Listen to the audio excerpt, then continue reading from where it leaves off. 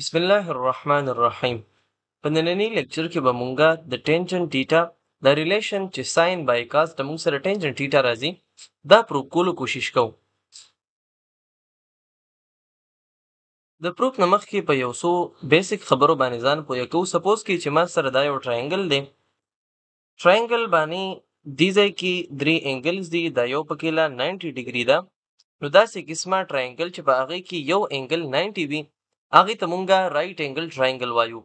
په رایټ انګل ټراینګل کې مونږ سره ساين ټیټا، کاس ټیټا او ټینجن ټیټا دا ټراګنومټریک ریشوز دا یوز کیږي. دا ما سره ټیټا دا انګل ده د دې دوه لاینو په منځ کې. نو د 90 ډیګري ته چې کوم اپوزیټ سایډ دی هغې ته خو هایپوټینوس وي، د ټیټا ته اپوزیټ سایډ پرپینډیکولر وي او دغه شان ټیټا سره اډجسنټ چې کوم سایډ پاتې شو نو هغه لازما بیس دی.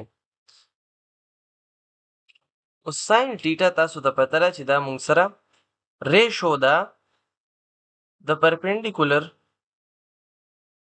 ور هایپوټینوس. چې د پرپینډیکولر لینث واخلئ او د هایپوټینوس لینث په هغې ډیوایډ کړئ نو د دې نه به مونږ سره د ساين ټیټا ویلیو راځي. کاس ټیټا هم مونږ سره ریشو ده، خو صرف فرق پکې دا دی چې دا مونږ سره د بیس ټو هایپوټینوس ریشو ده، یعنی د بیس ویلیو په هایپوټینوس باندې ډیوایډ کا. دغه شانتي ټینجن ټیټا چې دی نو دا مونږ سره د پرپینډیکولر بای بیس دپاره دی.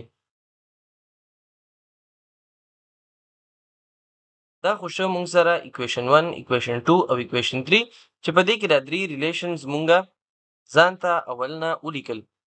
اوس د خپل هغه چې کوم ټاسک دی خپله خبره پروف کول دي هغې دپاره زه به د اکویشن 1 په اکویشن 2 باندې ډیوایډ کړم.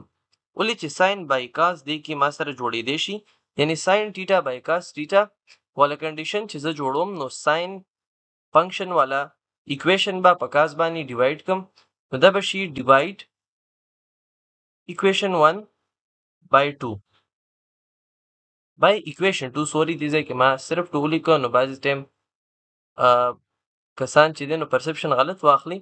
په هر کې دې ځای کې ما equation 1 په equation 2 ډیوایډ کولو سټیپ اغوستی نو ساين ټیټا به په کاس ټیټا باندې ډیوایډ شي، لیفټ هینډ سایډ په لیفټ هینډ سایډ باندې او سم طرف د اکویشن دا به په سم طرف باندې د بل اکویشن ډیوایډ شي.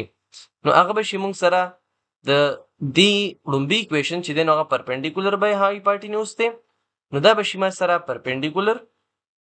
دې لپاره زه پی آر پی صرف یا صرف پی هم لیکلی شي او هایپوټینوس شو.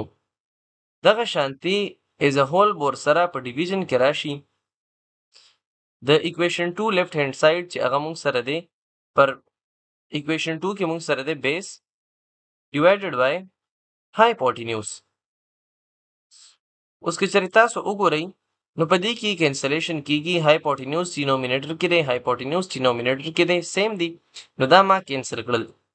اوس د دې نه بعد سټیپ کې امپلایز دیټ په ځان ته ولګوم ساين فنکشن آن د ټیټا کاس فنکشن آف ټیټا دا به شي مونږ سره پاتې پرپینډیکولر او ډیویژن کې ورسره بیس پاتې شو. اوس کې اکویشن 3 ته تاسو وګورئ نو پرپینډیکولر بای بیس خو مونږ سره د ټینجن ټیټا نه دی برابر، بالکل برابر دی. په دې وجه باندې نیکسټ سټیپ کې ساين بای کاس به په خپل ځای باندې راشي، ساين اف ټیټا اینډ کاس اف ټیټا دا به برابري مونږ سره د ټینجن ټیټا. نو دا شی زمونږ پروف. تاسو د دې ټراینګل په مدد سره ځان لا نور آیډنټیټیز هم پروف کولی شئ. لږ غونته کې له معمولي د سوچ ضرورت وي ورته چې بنده لږ غونته کې سوچ وکړي نو په هغه اکویشن ډیرایویشن باندې پوه شي. جزاکم الله خیر والسلام علیکم ورحمة الله.